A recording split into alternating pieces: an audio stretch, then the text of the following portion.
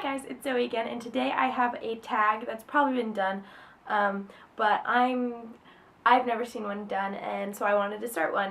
And it's the hook of a book tag, about the first sentence of a book and what makes a good hook of a book, what makes a good first sentence, and some of the really good ones I've read and some of the not so good ones I've read.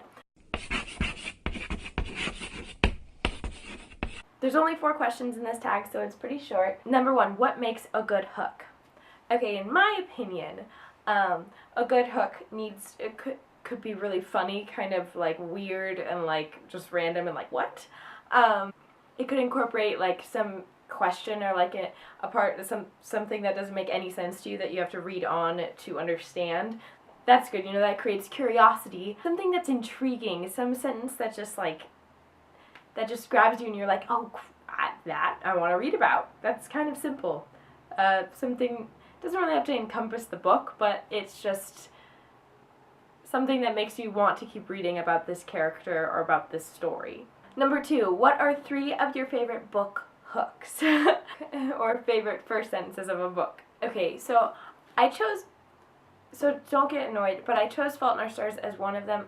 It's actually not counting because I feel like it's a cop-out, but I just wanted to say that Fault in Our Stars has a great hook. I'll read it to you. Late in the winter of my 17th year, my mother decided I was depressed, presumably because I rarely left the house, spent quite a lot of time in bed, read the same book over and over, ate infrequently, and devoted quite a bit of my abundant free time to thinking about death. It makes you laugh, it's funny, it's intriguing, like, you just want to read more about Hazel and what makes her so depressed and her kind of like dark sense of humor. The actual number 1, this isn't in any particular order, is The Spectacular Now by Tim Tharp, and the first sentence of this book is, so it's a little before 10 a.m. and I'm starting to get I'm just starting to get a buzz going. I want to know more about this character, like I don't know, that's intriguing to me. The second book is The Darkest Minds by Alexander Bracken, and the first sentence of the prologue is, when the white noise went off, we were in the garden pulling weeds. See, now that one has a darker side, and it has something that we don't know about, and we need to read more about to understand, which is the white noise. You're like, what the heck is the white noise? Doesn't sound very good. So that hooked me when I read it, and I loved Darkest Minds.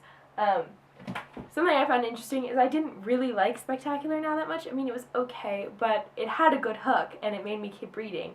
So it's something like that that bad books can have good hooks. My last one is The Sky is Everywhere by Jandy Nelson, and the opening line is, Graham is worried about me. It's not just because my sister Bailey died 4 weeks ago, or because my mother hasn't contacted me in 16 years, or even because suddenly all I think about is sex. She's worried about me because one of her houseplants has spots. I find that funny. And then also it gives you some background into the story about her sister dying, and it just kind of gives you some exposition to the book, and it's also funny. So that made me keep reading, and it's a great book. You should read it. Third question, what is 3 of your least favorite hooks in a book? Number 1 is The Daughter of Smoke and Bone, and I also did not like this book, but I continued to read. I don't know why. But the hook of this book is, walking to school over the snow-muffled cobbles, Caro had no sinister premonitions about the day.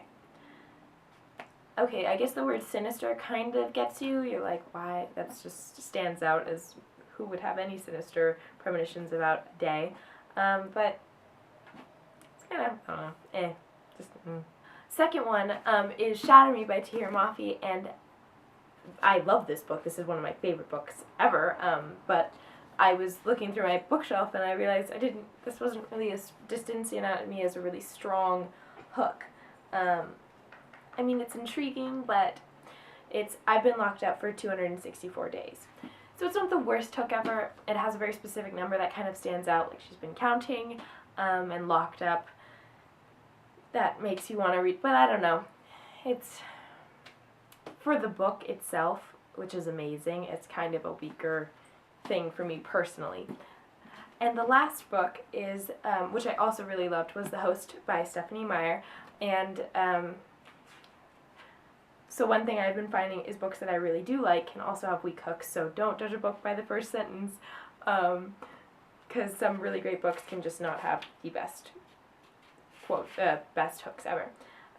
The hook is, the healer's name was Ford's Deep Waters.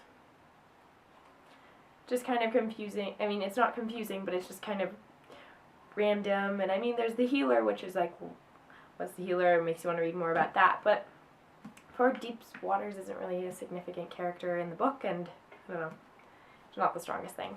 Number 4, will you decide to read a book based on a hook? Okay, sometimes when I'm in the library or a bookstore, I'll read the first sentence to try and get a sense of the writer's style, and that will determine and help me determine at least if I buy the book. I base more on if I buy a book on the hook than I do on the actual back of a book.